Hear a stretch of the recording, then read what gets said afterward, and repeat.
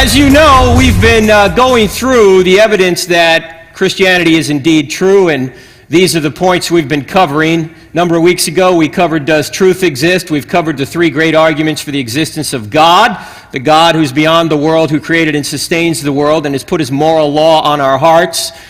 We talked about last week how miracles are possible and how you can't deny miracles are possible because we have scientific evidence that the greatest miracle of all has already occurred, the creation of the universe out of nothing.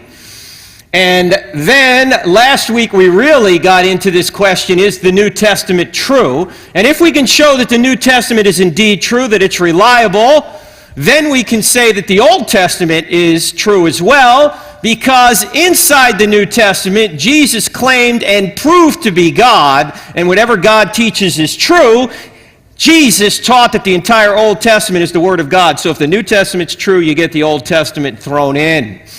Let's take a look at the two questions we started last week to try and investigate the reliability of the New Testament. The question we have to ask, first of all, is do we have an accurate copy of the original New Testament documents? And last week we answered yes. Despite what you might hear from some people who've written books that think that the documents aren't reliable, they indeed are. And we said we can recreate the entire New Testament, even if we didn't have manuscripts, just from the quotations of the early church fathers. So we know beyond any reasonable doubt that we do have an accurate copy of the original New Testament documents. We also answered the question, why might not the originals have been preserved to this day? I mean, if God really wanted to preserve it, why didn't he? And we pointed out that one of the reasons might be because if somebody had the original, what could that person do to the original? They could change it. But if there are copies spread all over the ancient world, if one person changes his copy, everybody else knows who did it, right? Because they compare all their copies and they say, Turek, you heretic, you changed yours, all right? The second question, though, is the more important question, because you can have an accurate copy of these original documents that the disciples wrote down, but they could have written down a lie, right? So we need to answer question 2. And question 2 is, do the original New Testament documents tell the truth? And we pointed out that there are 5 lines of evidence that we're going to talk about. There's more than this, but I'm only going to talk about this here in the session. The rest is in the book, I Don't Have Enough Faith to Be an Atheist. In fact, in chapter 11 of that book, we have the top 10 reasons we know the New Testament writers told the truth. We're just going to cover 5. And the 5 are alliterated with the letter E, so you can remember them. We have expected testimony, we have early testimony, we have eyewitness testimony, we have embarrassing testimony, and we have excruciating testimony. We'll explain each of these as we go. Last week we covered expected testimony. And we read a scripture that I'll get to here in just a minute, but let me just review briefly what we did. Expected testimony says that we ought to expect testimony about a Messiah, first of all, because through science and reason we know that God exists and has created us for a purpose, and the Old Testament teaches that. So the Old Testament, it seems to be reliable, at least on that point, right? That there is a God who created the world out of nothing and sustains it. And so maybe the New Testament, or I should say maybe we ought to expect what the Old Testament tells us to be true because it's right about the origin of the universe by God. And the Old Testament predicts that a Messiah would come. And in fact, it seems like the Old Testament predicts the Messiah would come in the 1st century. So maybe we ought to expect to see some eyewitnesses in the 1st century tell us that this Messiah did indeed come. And we pointed out that some of the predictions from the Old Testament really seem to zero in on Jesus. In fact, they all do. There's a lot of prophecies in the Old Testament. I'm just going to give you a few of them here, and we'll use kind of a target analogy here to show that these prophecies kind of zero in on Jesus. The first is that Jesus came from the human race. He put on humanity over his deity, so the Messiah would be a human being and be born of a woman. Now you say, what's the big deal? It means the seed of a woman. Well, everybody else is born by the seed of a man. But Jesus, the Messiah, comes by the seed of a woman. And indeed, Jesus, being virgin conceived, came by the seed of a woman. And that way, as we talked about last time, somehow he did not have the sin nature the rest of us had, and I made the connection that maybe it's the man that passes on the depraved nature, and that's how we all have it. And somebody, I remember in the back of the room yesterday, said, well, is that necessarily so? Was it the fact that perhaps the Holy Spirit didn't use Mary's egg, but totally conceived Jesus in the womb? And I still don't know the answer to that. I was trying to get you ladies off the hook for having anything to do with depravity, but maybe you do. I don't know. Right? What was that over here? Don't let him off. All right.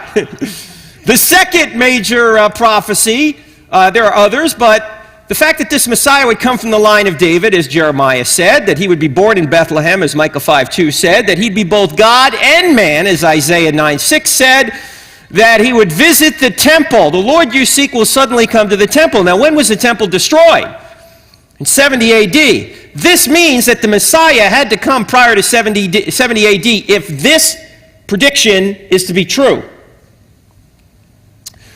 That he would die in 33 A.D. according to Daniel 9:24 and following. Harold Honer from Dallas Theological Seminary has written extensively on that. In fact, I think that was his doctrinal dissertation, to talk about how Daniel 9 seems to indicate that the Messiah indeed would be cut off in the first century, even all the way to the precise year of 33 A.D., and that this Jesus, or this Messiah, would rise from the dead. And this is the section we read last week, if you were here. Isaiah 53, we read the entire chapter, and I didn't tell you where it was from, and I asked the question, who is this about? And you all said Jesus.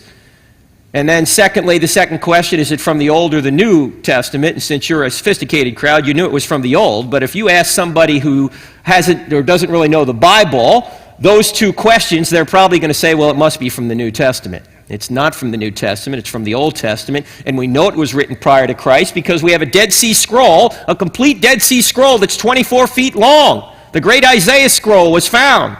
It's at least from 100 to 200 BC. We know that that prophecy existed long before Jesus ever came to earth. You don't need any other prophecies. If that is it, that's very strong evidence that Jesus indeed was the Messiah. Who else do you know who was born by the seed of a woman from the line of David in Bethlehem, was both God and man, visited the temple before 70 A.D., died in 33 A.D., and rose from the dead? I don't know anybody else. Do you? And by the way, as Isaiah 53 points out, he was pierced for our transgressions. He was bruised for our iniquities. All of our sins he took upon himself. Substitutionary atonement is taught in Isaiah chapter 53. So we know beyond any reasonable doubt that all of this evidence points to one man and one man only, and that's the Lord. A lot more in the book on that, but let's move on now to early testimony. Early testimony. And if what I'm about to show you here is true, then you can toss out virtually every liberal religion department in the American university, because they all teach that what I'm about to tell you here is not true. They try and tell you that the New Testament documents that you hold in your hand were all written very late, well after 70 A.D., and therefore they're full of mythology. Let's see if they're right. First of all, let's point out that there are two major events in the first century that virtually all scholars agree occurred. That is, the cross, or the death of Jesus, occurred sometime in the early 30s. 30, 33, somewhere in there. And the temple and the city of Jerusalem were destroyed by the Romans in 70 A.D. There's no dispute about that. Titus was the Roman general who came in and wiped out Jerusalem. In fact, it probably was one of the most dramatic events in the history of Judaism. You know, he came in 70 A.D. and they didn't get back in there till 1948. And the temple still has not been rebuilt, as you know. So what goes on between these two bookends in the first century? Okay, let's take a look. First of all, we know that Paul died sometime in the reign of Nero, which is in the mid to late 60s. He was executed. We know this from early church fathers like Clement of Rome, who say that Paul was killed at the hands of Nero.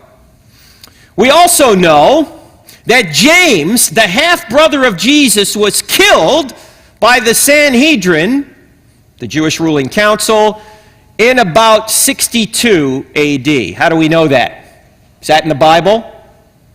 It's not in the Bible. Who tells us that? Josephus. Josephus is a Jewish historian. Josephus lived from 37 AD to about 100 AD. And Josephus was one of the rebels that was rebelling against the Romans. And in the early 60s, or mid-60s I should say, about 66 AD, Josephus was surrounded.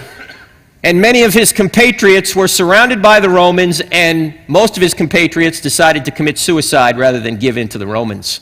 Josephus did not. Josephus surrendered. He won favor with the Romans and ultimately became a favorite of the Roman emperor and became the greatest Jewish historian of the first century.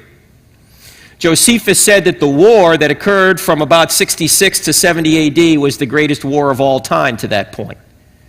Thousands of villages had been burned. Over 1 million people were killed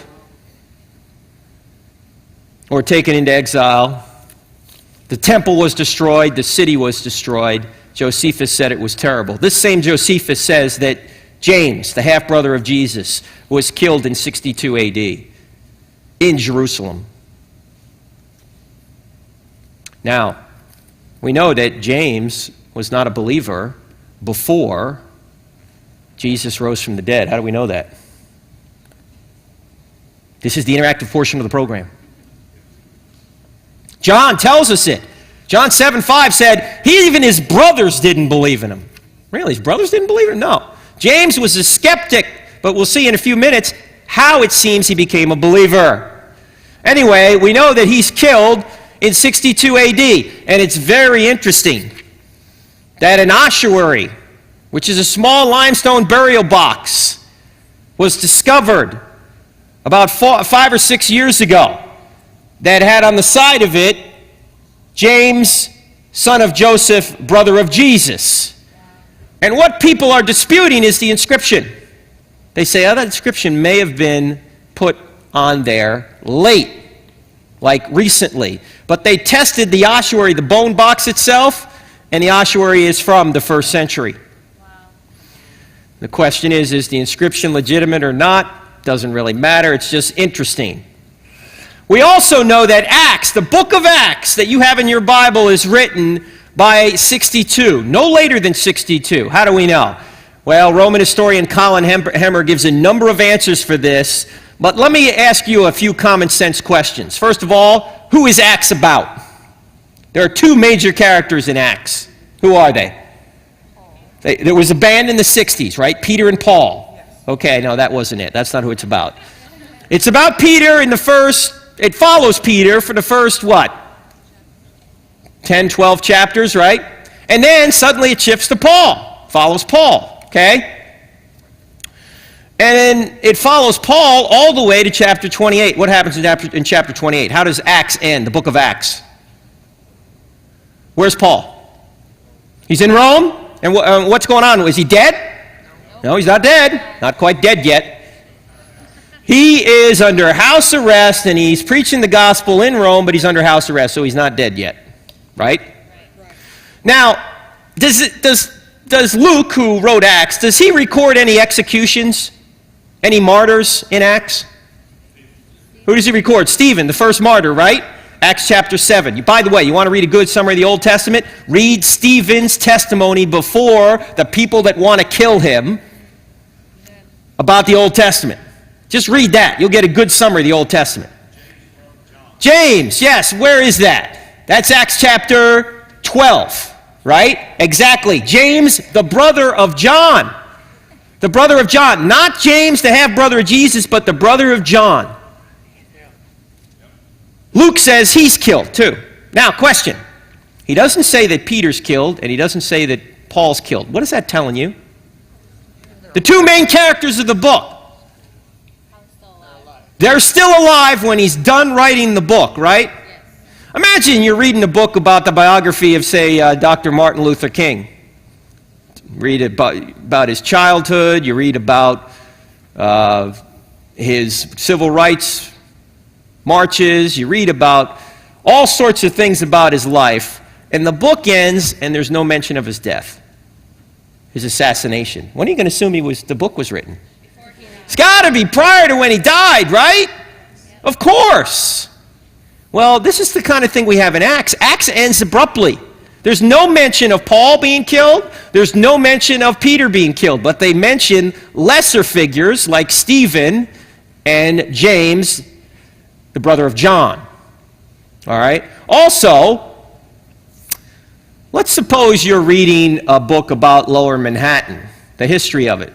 And it talks about the history and talks about, like, say, the World Trade Towers, talks about when they were built in the 70s. I grew up in New Jersey. I remember them being built and floor after floor. And the book ends and there's no mention of this buildings being destroyed by Muslim terrorists on 9/11. When are you going to assume the book was written? Had to be pre-2001, because any book is going to mention that, especially about that area. Notice there's nothing in the entire New Testament, much less the book of Acts, about the greatest, most dramatic event in the first century for a Jew. Nothing. The temple, the city destroyed, right? Comes down. Nobody mentions it, except there's actually one person that mentions it. You know who mentions it? Who? Jesus predicts it.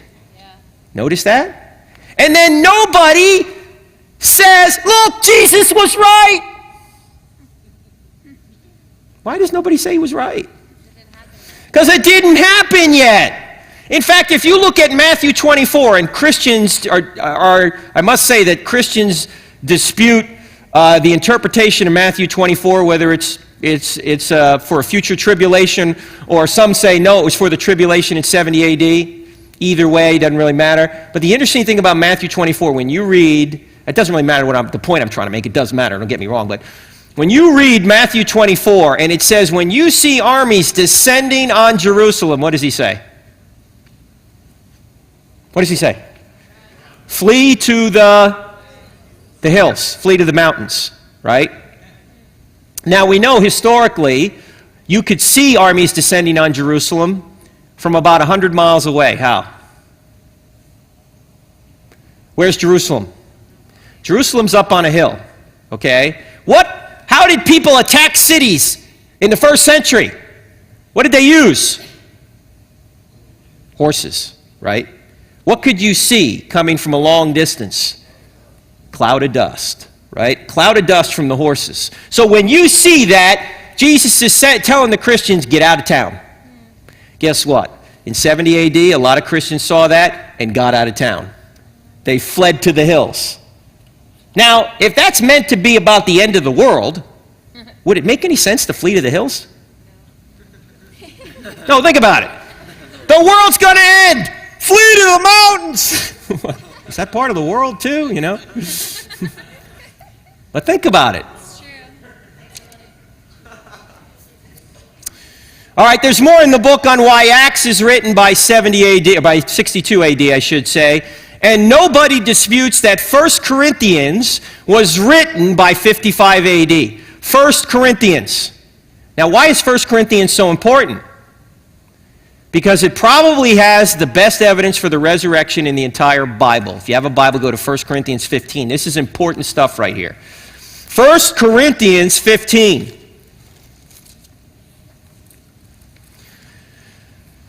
This book is known to have been written by 55. Even liberals who don't even believe the Bible think that this book was written by Paul in about 55 or 56 AD. Now here's why it's important. I'm about to read a few verses from 1 Corinthians 15, verses 3 to 8. And as I read these three verses, or these few verses, I want you to listen for the word that. How many times you hear the word that? Okay? This is Paul writing to the church at Corinth, and he's passing on information that he received from other people, and he's writing it down so the First Corinthians would know it. Here's what he says. For what I received, I passed on to you as of first importance, that Christ died for our sins according to the Scriptures, that he was buried, that he was raised on the third day according to the Scriptures, and that he appeared to Peter, and then to the 12. After that he appeared to more than 500 of the brothers at the same time, most of whom are still living, though some have fallen asleep. Then he appeared to James, then to all the apostles, and last of all he appeared to me also as to one abnormally born. Now, how many that's did you hear? 6, 5 or 6, right? That is an illustration of what we call a creed in the New Testament. In the early days of Christianity, the New Testament believers remembered things orally by a creed, something that you could remember. So there's a rhythm to it. This creed is something that even liberal scholars say goes all the way back to the event itself, anywhere between, say, 3 to 8 years of the event itself, the resurrection, okay? This creed. Even though this book was written in 55 AD, the material in these 5 verses or so actually goes back to the event itself, and it was remembered and demonstrated, or it was orally talked about, it was discussed, it was remembered, it was memorized orally, and then ultimately Paul wrote it down right here as he's writing back to the church at Corinth, a church he had already visited, okay? So just because the book is written in 55 doesn't mean the material that's in the book is from 55. The material that's in the book is much older, particularly these 5 verses, okay? Remember, at that time, most of the people were illiterate.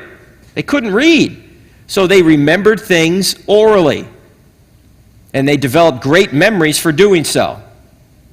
Now, Dr. Gary Habermas from Liberty University has actually identified about 40 other creeds in the New Testament that these early believers memorized. And when the writers of the New Testament wrote their works, they would put these creeds into the text.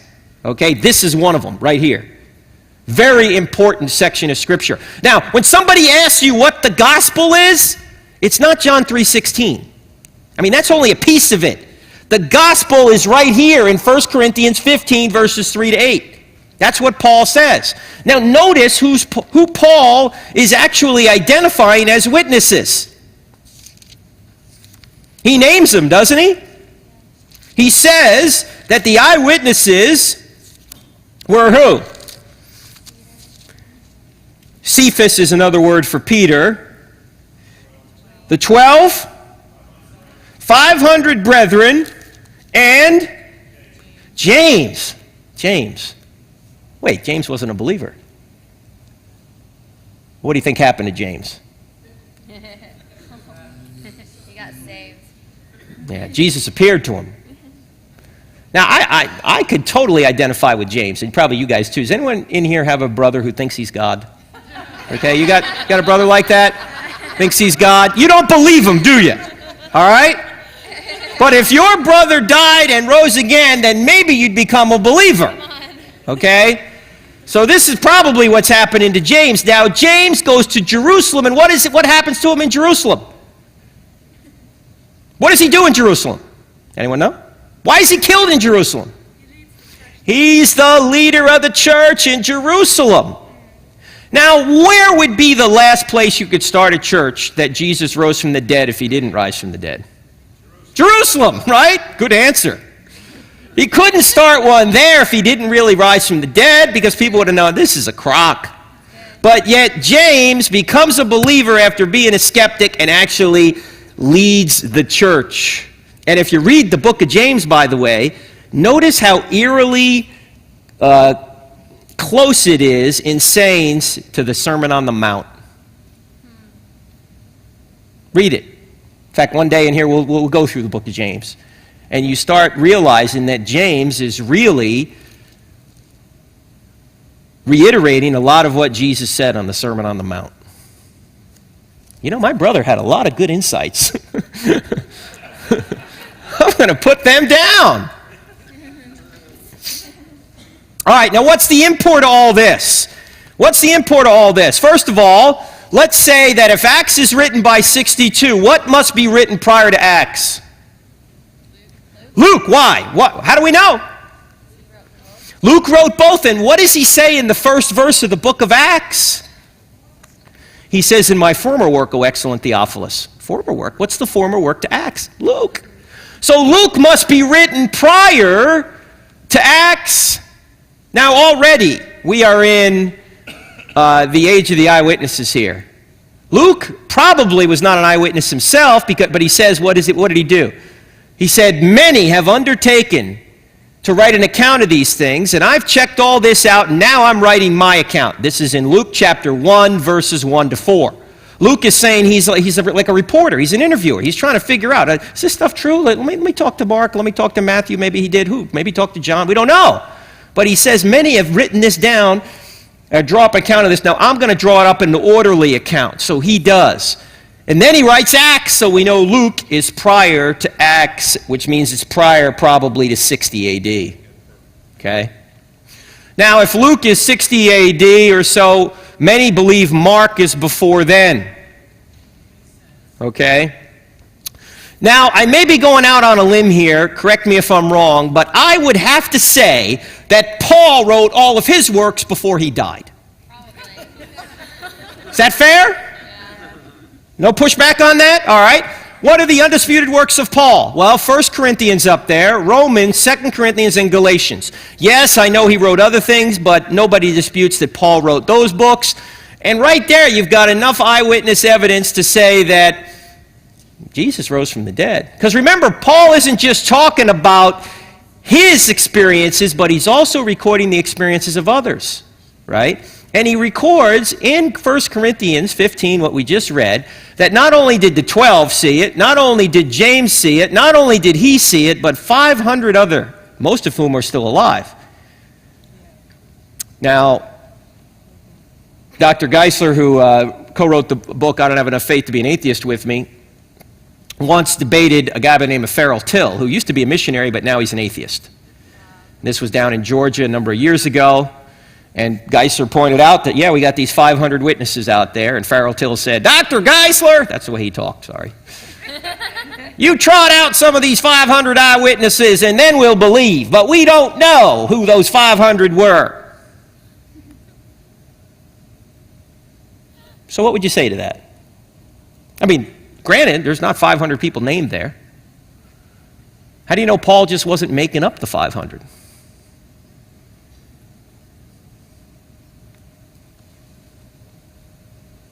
Let me ask you a question. Who's Paul writing to? The church of Corinth, right? He's been there. They know him.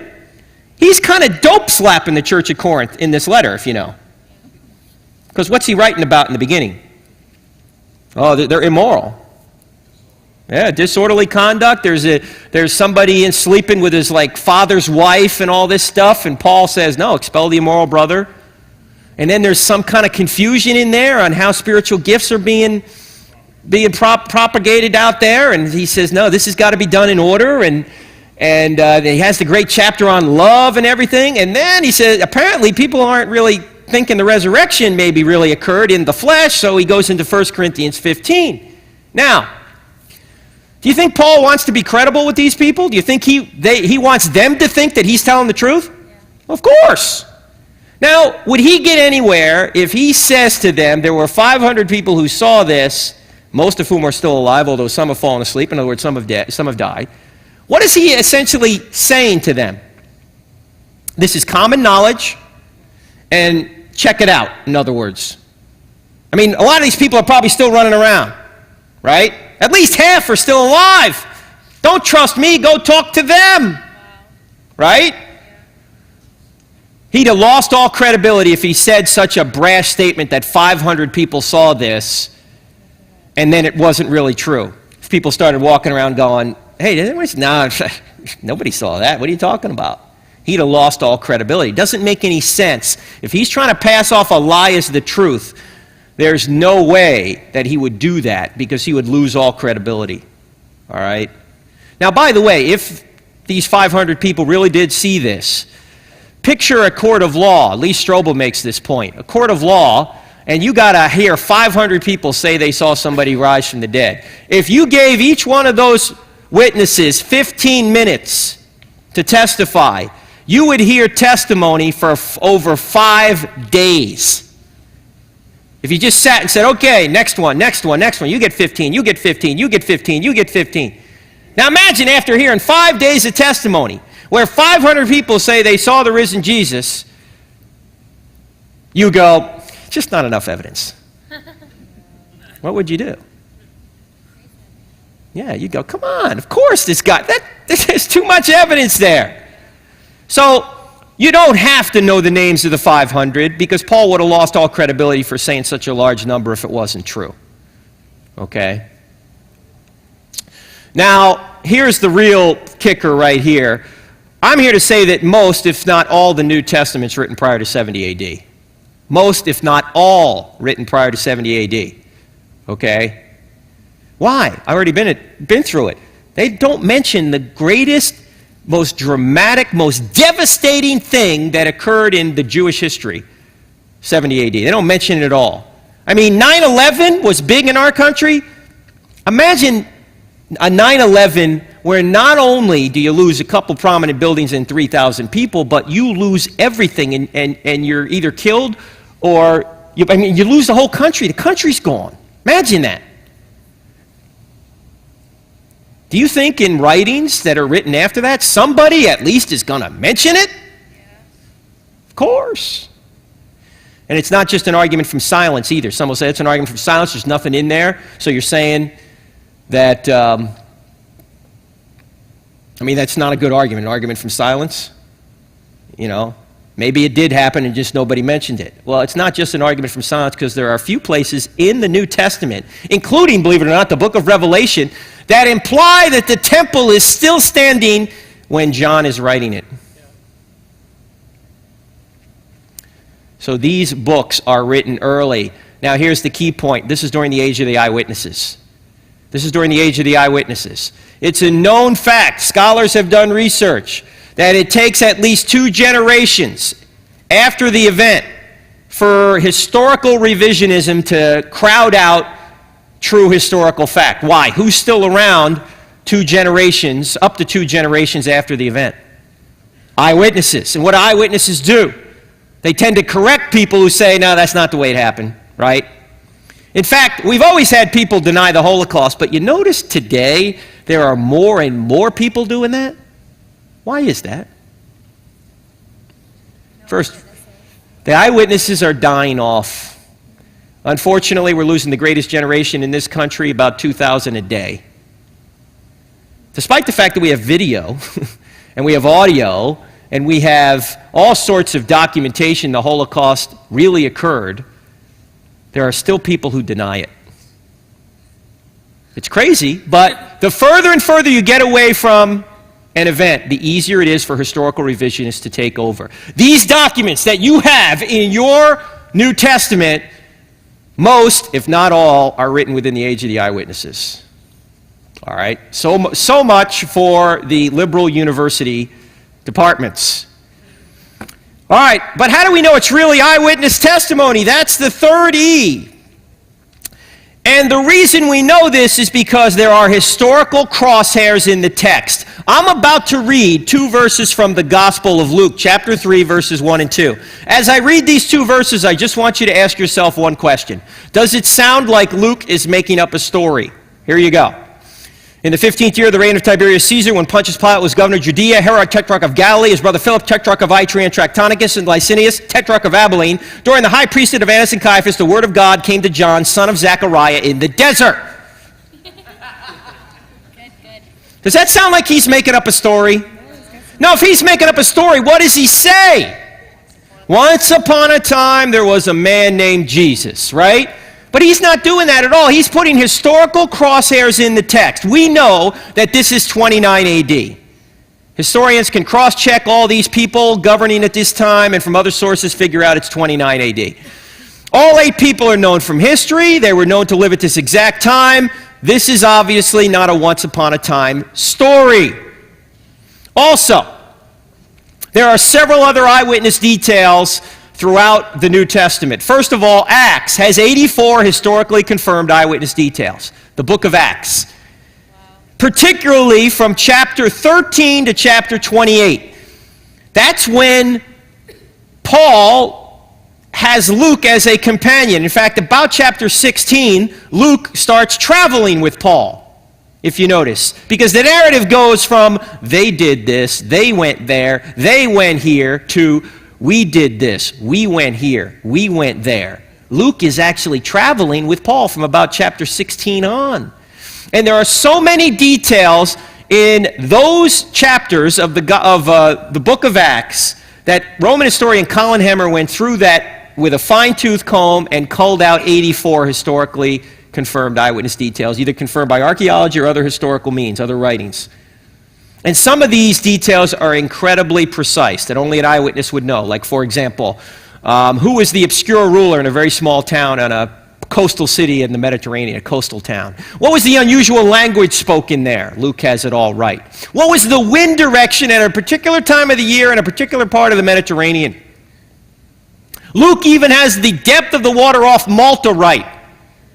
You know how they run aground on Malta? And they say they take soundings. It's 120 feet, then it's 90 feet. They cut the anchors away. They run aground. The depths are right.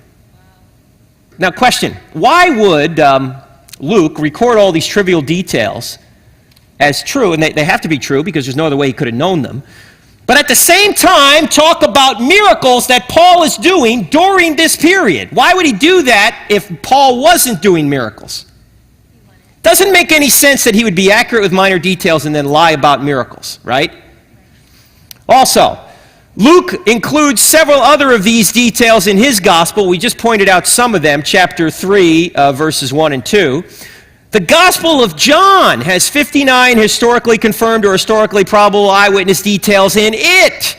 These are all, by the way, listed in chapter 10 of I Don't Have Enough Faith to Be an Atheist. The 84 details in Acts and the 59 details in John.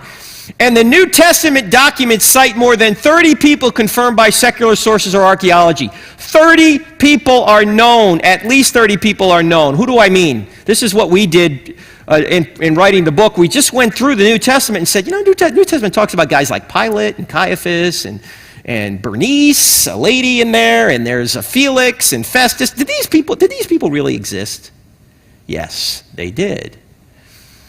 In fact, Agrippa, Ananias, Bernice, Augustus, Caiaphas, all these people, Felix, look at the Herods, all the Herods in the Bible, right?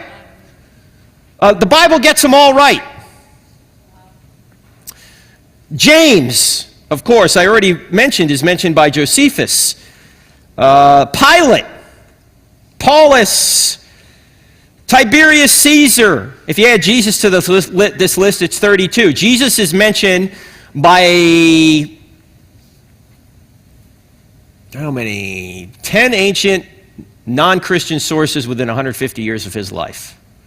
Non-Christian sources. He's mentioned by about 40 sources, if you include the Christians, within 150 years of his life. Jesus is mentioned more than the Roman emperor.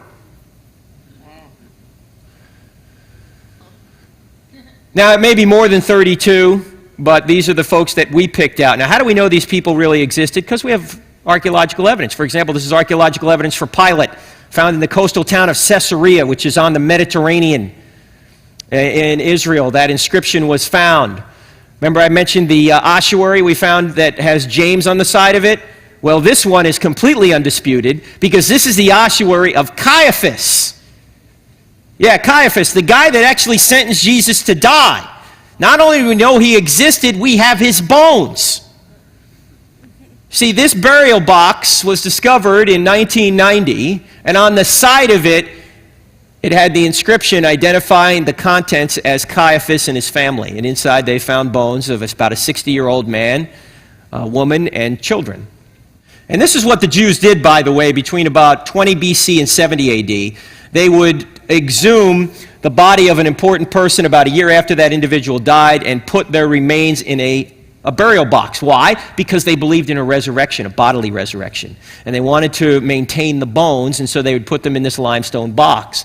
There have been many of these limestone boxes found. You may have heard about 6-8 months ago, there was a box that apparently was found, and they thought it may be the box that actually had the bones of Jesus. The Jesus tomb. And who came up with this? James Cameron. What has Cameron done? Is he an archaeologist? Is he a scholar? No. He was the guy that directed the Titanic. Yeah, the movie. Okay? And so he put this documentary together to try and get us to believe that the burial box he found actually at one time contained the bones of Jesus, because Jesus didn't really rise from the dead. Now, Dr. Gary Habermas on his website has a whole refutation of this, why it can't be so. But let me just point out one fact that hopefully you'll realize kind of makes this a very suspect claim. How many ossuaries do you think they found from the first century that have Jesus on the side of it? 22. 22 burial boxes have Jesus on the side of it. This is like going to the graveyard today and saying you find John on a tombstone and you go, John the Baptist! No. Very common name. Just because they found Jesus on the side of an ossuary does not mean that was Jesus of Nazareth. And if you go to Gary Habermas's site, you'll see that the claims that James Cameron tries to make about DNA and all this, and was there a tomb for Mary in there, or an ossuary for Mary and all this, Habermas just says it's complete nonsense. You know who else says it's complete nonsense? The guy who discovered the ossuary in 1980. The guy who actually found it said, this is nonsense. Yet James Cameron decided that he was going to put his stamp of approval on it. And by the way, you know who else put a stamp of approval on it? James Tabor.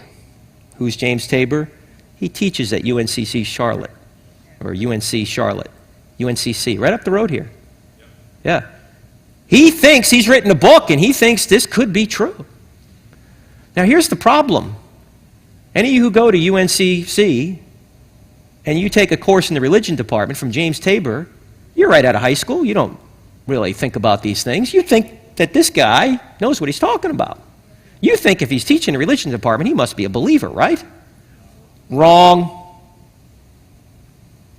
In fact, most university religion departments, they're unbelievers in Christianity. Some of them are even atheists. Talk about a wolf in sheep's clothing, right? This is why we have to be very, very careful when we send our young people off to college, because they think that they're actually learning something from someone who actually believes as they do, yet in most cases that's not the case. University professors are 5 times more likely to be atheists than the people you see on the street. More than half of university professors view evangelical Christians unfavorably. The next closest group they view unfavorably, Mormons. But they view Christians, evangelical Christians, unfavorably. 53% of college professors view evangelical Christians unfavorably. Only 33% view Mormons unfavorably, and only 22% view Muslims unfavorably. You're better off being a Muslim in the eyes of most college professors than a Christian.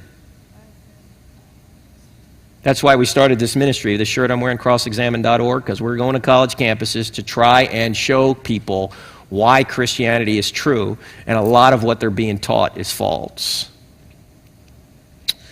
We know crucifixion occurred in the first century.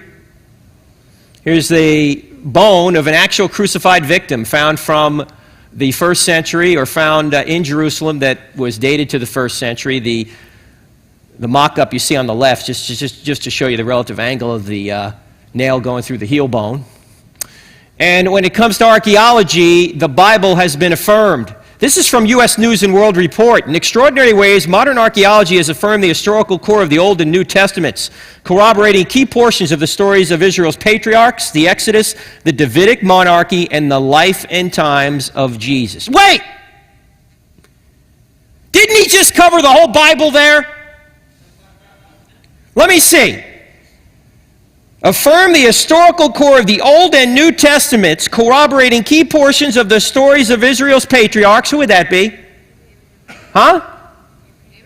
Abraham, Isaac, Jacob, Moses, those people, right? The Exodus, that would be Moses. The Davidic monarchy, right? After they got into the land, they ultimately established a monarchy. Well, you got archaeology for that? Yeah. And the life and times of Jesus. Isn't that like the whole Bible? Yeah. In fact, one archaeologist put it this way. He said, it may be stated categorically that no archaeological discovery has ever controverted a biblical reference. Scores of archaeological findings have been made which affirm the clear outline or exact detail historical statements in the Bible. Basically, every time a spade goes into the ground, a liberal gets converted. Not really, because there's still a will involved here. But the point is that archaeology confirms that the New Testament and indeed the Old Testament has a lot of evidence behind it. Now, one last thing before we end. We're talking about eyewitness testimony here. But a lot of people think that this book doesn't contain eyewitness testimony because it was written down, particularly the New Testament, by converted people who had a bias. They're really kind of church-manufactured documents, if you will, right? So how can you trust them? Is that so? Is that really the case?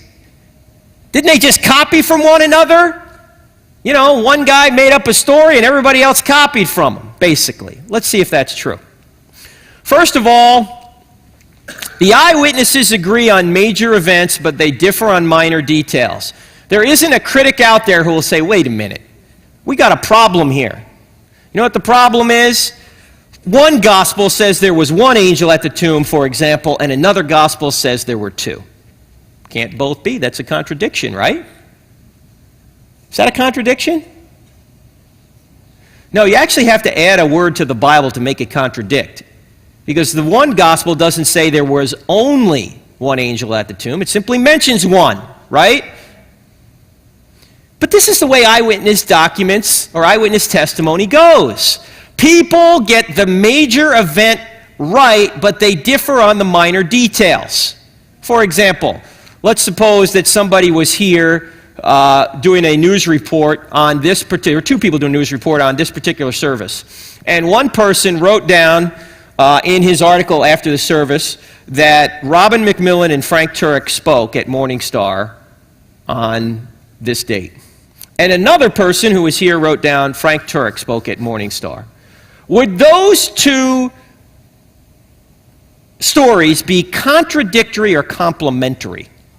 They'd be complementary, right? Eyewitnesses don't tell the same story word for word. The first account gave a little bit more information than the second account, but they're both true, right? In fact, what do you think the critics would say if the documents were exactly alike on every detail? What would they say? They copied from one another, right? That's what they would say. In fact, any judge who has two witnesses come before his courtroom and they give verbatim, word-for-word testimony as to what happened, what does that judge immediately assume? Collusion. They got together to get their story straight. Obviously, the writers of the New Testament did not get together to get their story straight because they left in those minor inconsistencies that aren't contradictions, but they're inconsistencies. But that's how eyewitnesses see things. They get the major issue right. He rose from the dead. They differ on the minor details. I saw one. You saw two angels? Wow. Right? There's a whole book on this called When Critics Ask that you can get that will go through these minor difficulties or these difficulties in the Bible and help you see what the truth is. This is, by the way, the nature of the New Testament documents. The New Testament writers did not collude to iron out the details. There are 27 different books in the New Testament written by 8 or 9 different authors. We're still not sure who wrote the book of Hebrews. Some say it was Paul, others say it was Apollos. We don't really know. If it was Paul, there are 8 authors. If it wasn't Paul, there are 9. Okay? There are 5 or 6 independent sources on the resurrection. Who are the 5 or 6? I mean, people who wrote things down. Who are they? Matthew would be one. Mark would be another. Luke might not have been an eyewitness, right? Because he says that he checked out others. John was. Who else? James. Peter. Right? You got at least those 5. Maybe Luke. Maybe you might throw Jude in there. Okay? Because Jude wrote a very small book, as you know. So, you've got that, and you've got 19 people named as witnesses and more than 500 others cited. Who are the 19? Well, the 19 are the 12, James, Paul, and the women. Don't forget about the women, because the Gospels name the women. But notice in the Creed, 1 Corinthians 15, verses 3 to 8, we read earlier, notice that Paul mentions the 12, himself, James, and 500, but he doesn't mention the women. I knew Paul was a chauvinist. Why didn't he mention the women? Because in the Creed they didn't mention the women, because in that culture a woman's testimony was not considered on par with that of a man. So they didn't put it in the Creed, even though it was true, because all 4 Gospels say the women were the first witnesses, right? See, if you're making up a story, you don't have the women be the first witnesses. If you're putting a creed together to say, what are the truths of Christianity, you don't mention the witnesses, because having the women as witnesses doesn't help your case. In fact, in that culture, it may hurt it. So you just record the men who saw the resurrected Christ. So we have eyewitness testimony in these documents. There's no doubt about it. Now, how do we know that this eyewitness testimony, again, is true? We'll get into it when we get into embarrassing testimony and excruciating testimony next time, but we're out of time tonight. So with that said, do we have any questions on anything we've talked about tonight, or we can go back further? Any questions? Yes, over here. Yes, sir. Are we getting an increase in archaeological discoveries? That is the question. We've gotten an increase in archaeological discoveries in the past 150 years because archaeology really came into its own, really was sort of invented about 150 years ago. But yes, I think as we go more and more into the field, we're finding more and more artifacts. The greatest archaeological discovery that affirms, I think, much of the Bible probably was the Dead Sea Scrolls. That was probably the biggest one, because every book in the Old Testament, with the exception of Esther, was found in these Dead Sea Scrolls. And as I mentioned earlier, that incredible find with regard to Isaiah, the whole scroll. In fact, if you go to Jerusalem, I think it's the museum called the Shrine of the Book. Is that right, Rick? Do you know if there's a museum that actually has the whole scroll in it? And it's in a vault. I mean, they have the whole thing spread out. I think it might even be a duplicate that they have spread out. The real scroll, I think, is in a vault somewhere in Jerusalem.